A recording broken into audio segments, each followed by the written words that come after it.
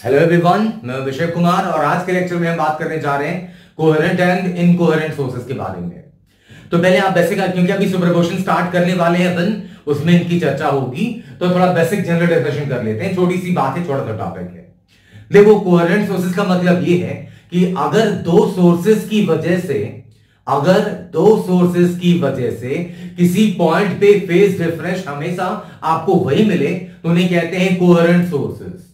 मतलब कि phase difference due to two sources at a point always remains constant, then these are known as coherent sources.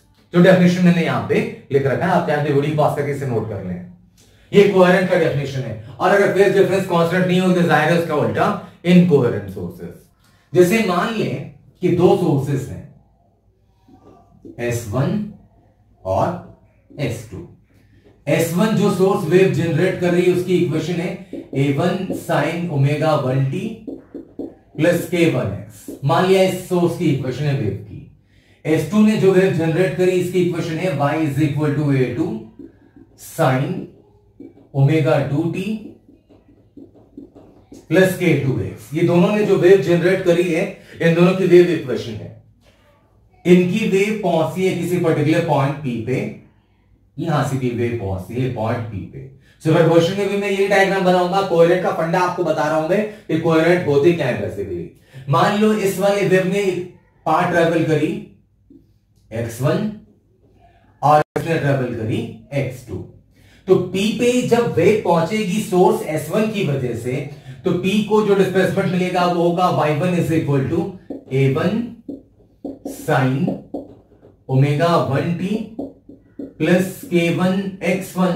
इसने x1 travel करा, x की जगह x1 लिख दिया, और इस वेव ने ट्रेवल करी डिस्टेंस x2, तो इसी पॉइंट P को दूसरी डिस्प्लेसमेंट मिलेगी y2 is equal to A2 sin omega 2t plus K2x2।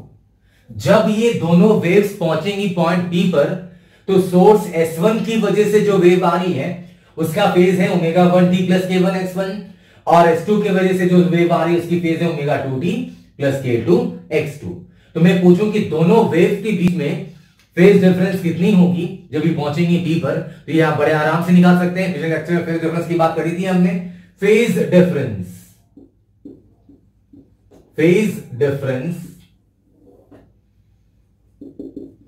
between two waves at point P। तो ये जो फेज डिफरेंस निकालेंगे आप, जो निकाल दो, घटाओ ओमेगा, ये इसमें से ये घटा दिया हमने, तो आ गया omega 2t plus K2x2 minus omega 1t plus K1x1। तो ये फेज डिफरेंस आ गई। P वाला टर्म कॉमन करते हैं तो आ गया omega 2 minus omega 1 into T plus K2x2 minus K1x1। ये है फेज डिफरेंस पॉइंट P पे सोर्सेस S1 S2 की वजह से जो वेव्स हैं उनकी वजह से, है ना। अब आप ये बताओ कि ये जो फेज डिफरेंस है क्या ये कांस्टेंट है? बिल्कुल नहीं। आपको समझ में आ रहा होगा, बिल्कुल कांस्टेंट नहीं है, ये टाइम डिपेंडेंट है। जैसे जैसे टाइम प्रोग्रेस करेगा वैसे वैसे डिफरेंस की वैल्यू चेंज होती जाएगी। t is equal to 1 second पे कुछ मिलेगा, t is equal to 2 second पे कुछ मिलेगा। मतलब अलग अलग टाइम इंस्टेंट्स पे आप सेम उसी पॉइंट P पर अगर देखोगे फेज डिफरेंस, तो उसकी वैल्यू डिफरेंट होती जाएगी। तो ये अभी क्या कोहेरेंट की कंडीशन बन रही है? नहीं। कोहेरेंट होने के लिए फेज डिफरेंस हमेशा कांस्टेंट होना चाहिए। सुबह दोपहर शाम रात किसी भी वक्त अगर हम पॉइंट P पे फेज डिफरेंस निकालने जाएं तो वो कांस्टेंट अगर हुआ तो वही कहलाती है कोहेरेंट सोर्सेस। लेकिन अभी तो कांस्टेंट नहीं है, अभी तो टाइम डिपेंडेंट है। जैसे जैसे टाइम प्रोग्रेस करेगा फेज डिफरेंस की वैल्यू चेंज होती जाएगी। तो अगर सोचो कि कोहेरेंट कब हो सकता है, ये वाला जो टर्म आपको नजर आ रहा है, अगर ये वाला टर्म नहीं होता तो बाकी रिमेनिंग टर्म्स तो कांस्टेंट ही है। ये तो वेव नंबर है, वेव का वेवलेंथ वेव की तो कांस्टेंट ही होती है ना। तो k इज इक्वल टू क्या होता है? 2 पाई लैम्डा। मतलब ये वाला जो टर्म है वो तो कांस्टेंट है ही।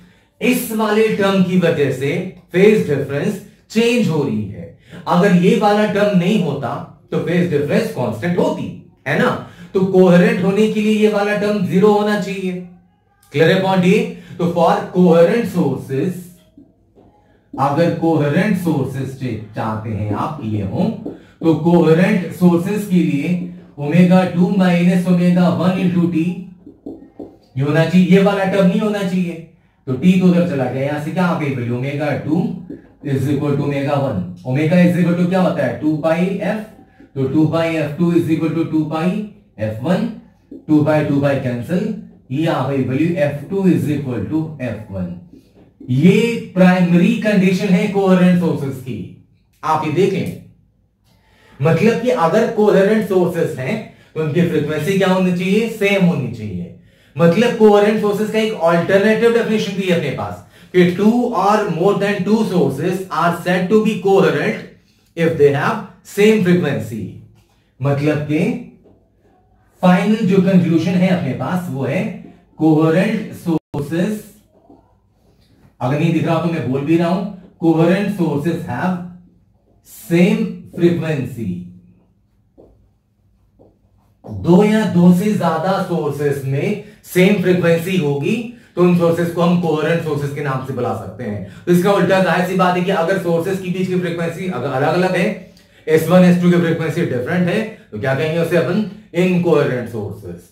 तो ये मैंने फंडा थोड़ा सा डिस्कस, थोड़ा सा टॉपिक था, मैंने डिस्कस इसलिए करा कि सुपरपोजिशन जस्ट स्टार्ट होने वाला है। इसके अगले लेक्चर में, इसके अगले वीडियो में पोस्ट करूंगा, सुपरपोजिशन ऑफ वेव्स की चर्चा करूंगा उसमें, तो वहां पे कोहेरेंट सोर्सेस की बातें होंगी। तो जब जब मैं कोहेरेंट सोर्सेस ये शब्द इस्तेमाल करूं, आपके जहन में बात आनी चाहिए कि मैं ऐसी सोर्सेस की बात कर रहा हूं जिनकी फ्रीक्वेंसीज सेम है। तो आई होप कि थोड़ा सा टॉपिक आपको समझ में आया होगा। किसी किस्म की परेशानी हुई हो मुझे फीडबैक कमेंट में जरूर बताएं। मिलते हैं अगले क्लास में नए टॉपिक के साथ। रिवीजन करते रहिए, अपना ध्यान रखिए। Thank you so much. जय हिंद, जय भारत।